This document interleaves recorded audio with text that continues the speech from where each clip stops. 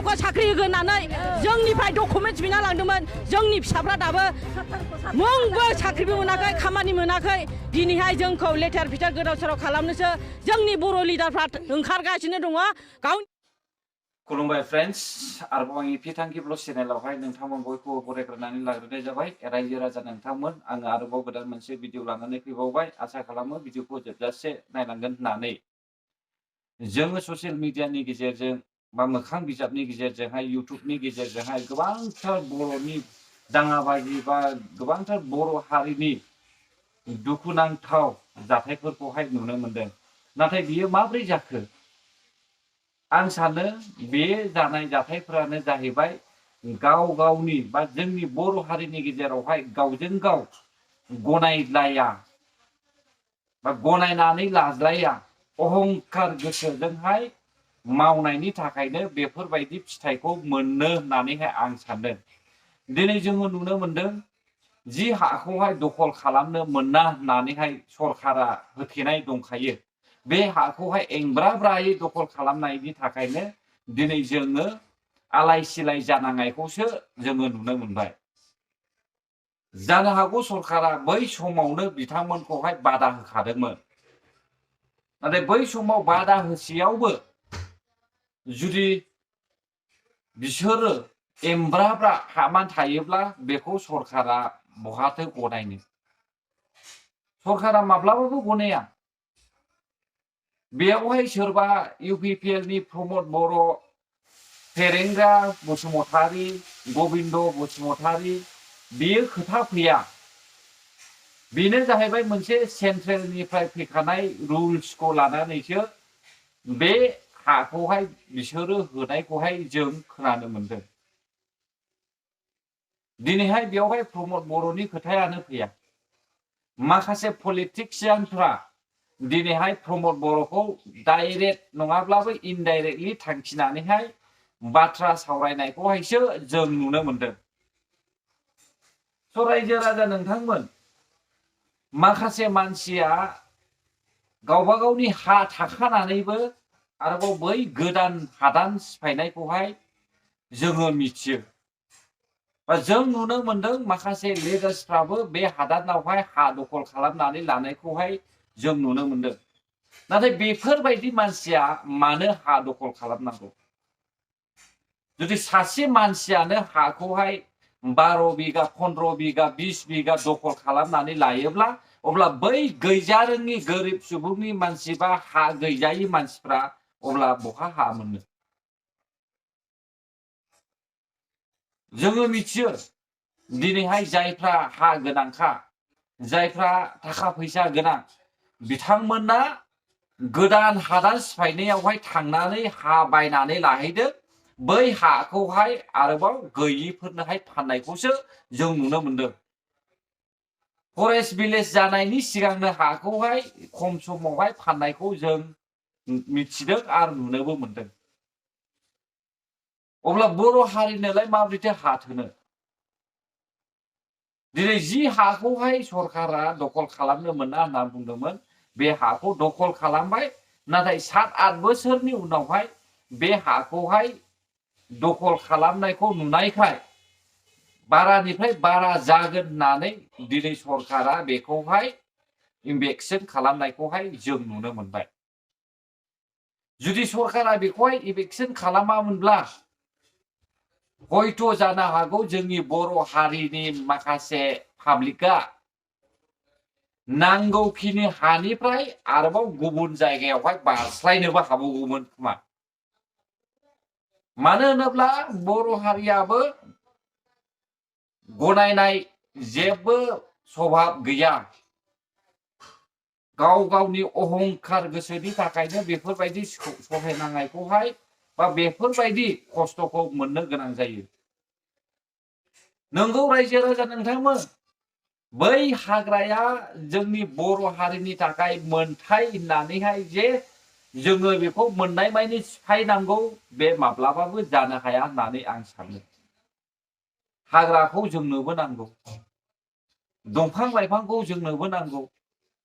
जिब जुनारनि थाखायबो नांगौ दिनै जिब जुनारना हाग्रा बंग्रा गैयिनि थाखायनो मानसिनि मावनानै जानाय आबादफोरखौ नस्थ' खालामग्रा जादोंसै मानसि माहारिखौहाय नस्थ' खालामग्रा जादोंसै मानसि थानाय न'आवहाय जुनारा फैनानैहाय थेर बेथेर खालामनाय नस्थ' खालामनानै थांनायखौ जों नुनो मोनबाय थिग बेबायदिनो बै सिखोना जाहार हाग्रा बर' हारिनि जि लेंसन हाग्रा बे हाग्राया जुदि बायजोबोब्ला सानसे समावहाय जुनारा बबेयाव थानो हाग्रानि अनगायै अब्ला जुनारफ्रा मानसिनि न'खरावनो फैनानै आबादफोरखौ नस्थ' खालामगोन आरो बिनि अनगायैबो दै अर गासैबो आंखाल जालांगोन बेखौ नोजोर लानानैसो सरकारा दिनै दंफां लाइफांखौहाय होबथायो सोरबाया बुजिनो गोरोङा मिथिखायो बेफोरबायदि जाथायखौ आंनि साननाय बायदिब्ला सरकारा जेसेबांनाखि होदों बेसेखिनियावनो नोंथांमोना दखल खालामनानै थानांगौमोन जि हाखौ होआखै बे हाखौ दखल खालामनायानो गेरेन्थि जादों होननानै आं सानो बेयाव सरकारनिल' गेरेन्थि नङा पाब्लिकनि थाखायबो गेरेन्थि माखासे पलिटिशियानफ्रा अपोजिशन पार्टिफ्रा इनडाइरेक्टलि अनलि इउपिपिएल को रायदों ना जों सानदोंमोन नाथाय दिनैसिमबो जोंनि हारिया जोंनि बर' हारिया सैसोनानै थानांगौ गोनां जाना फैदों दा बेफोरबायदि अबस्था जों माबेनिफ्राय बे जाबोगासिनो दङ बेखौ सरकारा दिनैसिम सलिउसनाव लाबोनो हायाखै नामा दा जोंनिफ्राय जों चिरां डिस्ट्रिक्ट बन्सनिफ्राय जों जानानै जों बेखौनो जों खावलायो जुदि बिथांमोना गावसिनि आयेनखौ लानानै इभिक्सन जुदि खालामोब्ला बिनि एडभान्सआव मानो बिसोरनो थानायनि थाखाय जानायनि थाखाय मानो बेबस्थाखौ खालामा जुदि खालामखायो गावसोरनि दिन थारिख जुदि बिदि थिक खालामखायोबा होमबा बिसोरनो थानायनि थाखाय मोनसे एडभान्स जायगाखौ लकेसनखौ बिसोरनो खालामना होनांगौ दिनै बिसोरखौ मानो दाउसा मावरिया दिनै खालामखो दिनै ओंखाम संनानै जानो थाखाय जायगा गैया माइरं गैया दै लोंनो थाखाय दै मोनाखै बिथांमोना जोबोद दुखु मोनदों आरो बिथांमोना गावसिनि दुखुखौ जोंनि सिगाङाव प्रकाश खालामदों जोंखौ जुनारफोर बायदि खालामबाय होननानै बिथांमोना प्रकाश खालामदों नाथाय बे जि हाखौहाय हाग्राखौहाय इभिक्सन खालामदों बे हाग्राखौहाय सेन्ट्रेलासो इभिक्सन खालामदों प्रमद बर'आ बेखौ मावनो हानायनि जेबो दायथ' गैया जों नुनो मोनखादों प्रमद बर'आ आसाम गभर्नमेन्टनि सिङावहाय हिमन्त बिश्व शर्मानि सिङावहाय थानानै दङ बिथाङा जेखौनो बुङो बेखौनो गनायनानै लायो जाहाथे जोंनि बर' हारिनि समाजा मोजां जालांनाय बायदि नाथाय अपोजिशन पार्टिफ्रा बिदिखौहाय मिथिया बिसोरनो नांगौ प्रमद बर'नि अनगायै गुबुन गाद्रि बिसोर मेन थांखिया जोङो नुनो मोनदों ससियेल मिडियानि गेजेरजों थांनाय समावहाय वमेन जास्टिस फरामनि दैदेनगिरि अनजालि दैमारिया मा खोथा बुंदों बे हा इभिक्सननि थाखाय नंगौ बियो सैथोखौ बुंदों नाथाय बियो मा पइन्टजों बुंदों नोंथांमोना मोजाङै खोनासंनानै ला बेबादि न' बां गैया खालामजाबाय दिनै बेवहाय जितु नटिस जों नुदों गांनै नटिस आलादा आलादा मेम' नाम्बारा एखेब्लाबो बिनि इयार जितु होदों जों बेखौ नुनानैहाय सोमोनांदों जे मेम' नं RR oblique encroachment oblique 1694 to 96 आरो मोनसे नटिस ओंखारदों बेखौ फरेस्ट डिपार्टमेन्टनिफ्राय सिल स्टाम्प होनाय दङ बेयावहाय 19/16/84-86 दङ स' बे मेम' नंखौ जोङो गुगोलफ्राव बहुत ट्राइ खालामबाय नायनो थाखाय खिन्थु बेबादि मेम' नं जों दासिम नुवाखै स' आं सिगाङावनो खावलायनो लुबैयो जे BTC सोरखारा बे मेम' नंनि बागै मा बे मोनसे गभर्नमेन्ट अर्डारखौ लानानै बेस खालामनानै बे नटिसखौ होदों बेखौ क्लियारिफाइ खालामोब्ला मोजां जागोन आरो क्लियारिफाइ होथों होननानै जोङो दाबि खालामो दिनै BTC सोरखारा जाबाय BTCआ जाबाय ट्राइबेलफोरनि रैखाथिनि थाखाय होनाय आलादा सासन बेबस्था बे आलादा सासन बेबस्था सेल्फ गभर्नेन्स बेबस्था सखाखन बेबस्था गावखौनो गाव खुंनो मोननायनि बेबस्था थ' बेयावहाय जोंहा ट्राइबेल मानसिफोरखौ बर' फिसाफोरखौ रैखाथि होनायाव जुदि माबा मोनसे आयेन इफाल इफाल खालामनो गोनां जायोब्लाबो बेखौ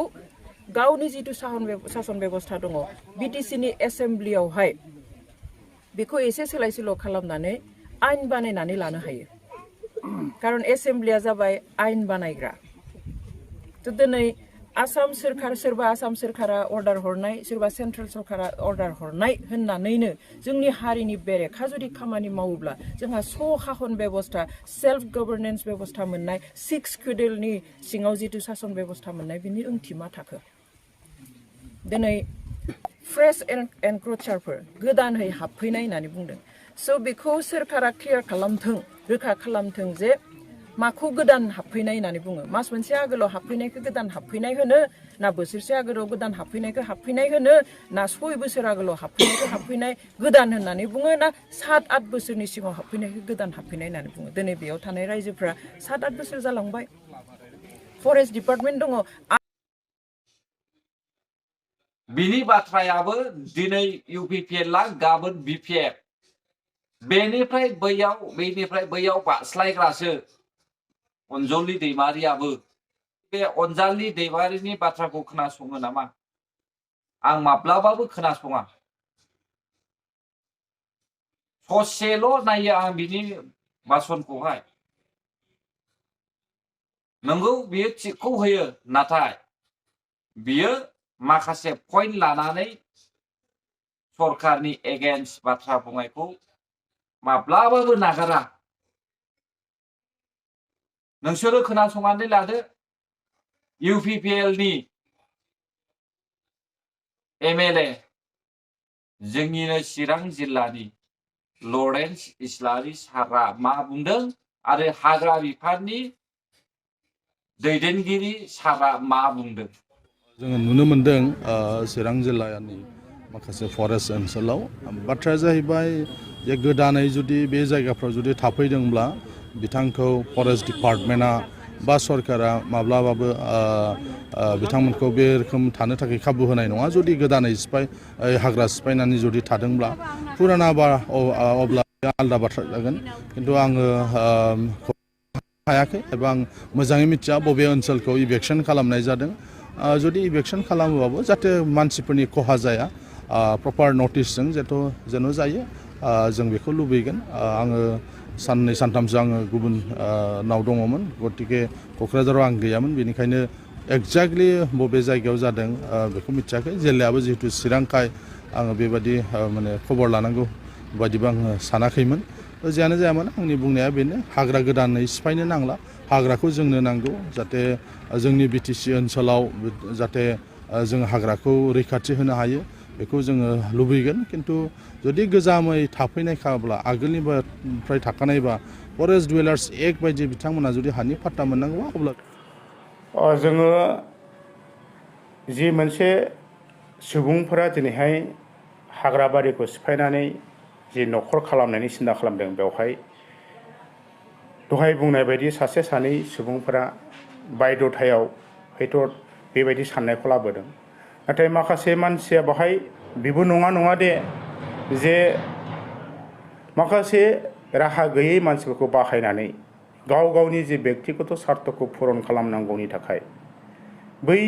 मानसिफोरखौ हाजिरा सिस्टेमाव हरनानैबो गोबां हाग्रामा ओनसोलखौ 40 बिगा 50 बिगा बेबायदि सिफाय होनानै इयुन समाव बिथांमोना बे ओनसोलखौ दखल खालामहैनाय बेबायदि माखासे बेक्ति बा दालाल बिदिखौ जों सिगांनिफ्रायनो खोनाबोबाय थादों दा बेनिखायनो बेबायदि सान्थौनि जायफोरनाखि सिन्ताधारा बा बेक्तिफोर बिथांमोनाबो बेबायदि सिन्ताधारानिफ्राय गोजानाव थागोन जों खावलायबाय आरो बेखौ सरकारा बेनि सायाव गोख्रोङै बेबस्था लागोन बा बेबायदि रावबो साननायजों खामानि मावहैनो हाया बेनि थाखाय जोंनि गभर्नमेन्टजों लोगोसे डिपार्टमेन्ट कनसार्न डिपार्टमेन्टआ बेनि बेबस्थाखौ लागोन जों बेखौनो खावलायदों दिनै बिपिएफनि मानसि साफ्रोमबो लरेन्स इस्लारि सारनि आरो बै हाग्रा बिफाननि बाथ्राखौहाय गनायनाय नङा बनसुआबो गनाया मानो होनब्ला बनसुआ इउपिपिएलनि एगेन्स्ट BPM-आबो UPPL-नि एगेन्स्ट अनजालि दैमारियाबो UPPL-नि एगेन्स्ट बिसोरो सानसाव डान्स मारिग्रासो जिखि जादोला आं एसेबां बुंनो होननानै सानलिया आंनि गोसोनि मोन्दांथिखौ आं आंनि फिथांखि ब्लग इउटुब चेनेलनि गेजेरजों हगारनानै होनाय जाबाय आंनि साननाया बेसेखिनियानोमोन आरो बे मेसेजखौनो आं बे ससियेल मिडियानि गेजेरजों हगारनानै होनाय जाबाय जुदि माबाफोर गोरोन्थि जादोंब्ला गावनिनो बर' फिसा हिसाबै निमाहा होगोन होननानै आं आसा खालामो गोजोन्थों जै बर' हारिनि